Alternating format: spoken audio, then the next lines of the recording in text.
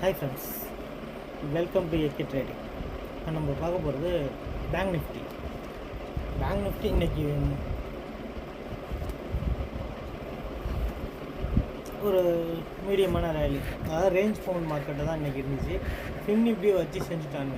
ஒரு 100 பாயிண்ட்ஸாக மூமெண்ட்டு வச்சு இது பண்ணுறாங்க. இது தொடர்ந்து பார்த்தா அன்றைக்கி எக்ஸ்பிரியை மட்டும் ஸ்லோ பண்ணிட்டு அடுத்த நாள் எக்ஸ்பிரி வந்து கொஞ்சம் ஃபாஸ்ட் மூவ்மெண்ட் இருக்கிற மாதிரி தோணுது. ஸோ நாளைக்கு எப்படி இருக்குங்கிறத இன்றைக்கி பார்க்கலாம். பேங்க் நிஃப்டி இன்றைக்கி ஓப்பன் ஆனது 47,297, லோவும் அதான்.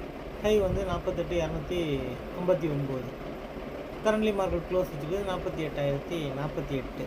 இது வந்து ஒரு லோ க்ளோசிங் தான். எப்படி சொல்கிறதுனா, எஸ்டர்டே க்ளோசிங்க்கும் கீழே க்ளோஸ் ஆகிருக்கு மார்க்கெட்.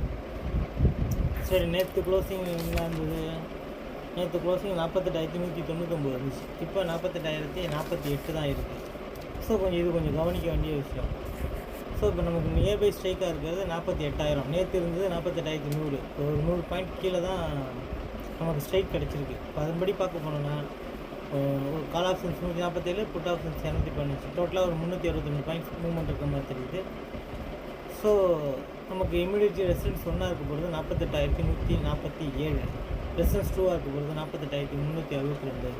சப்போர்ட் பார்த்தீங்கன்னா, சப்போர்ட் 1 47,785, சப்போர்ட் 2 47,638.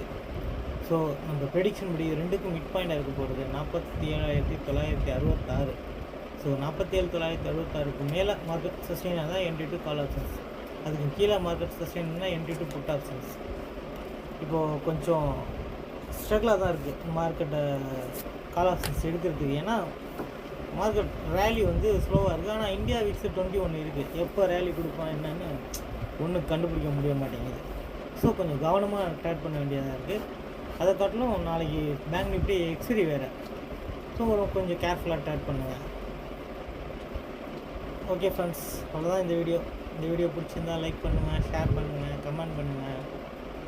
நன்றி, வணக்கம்.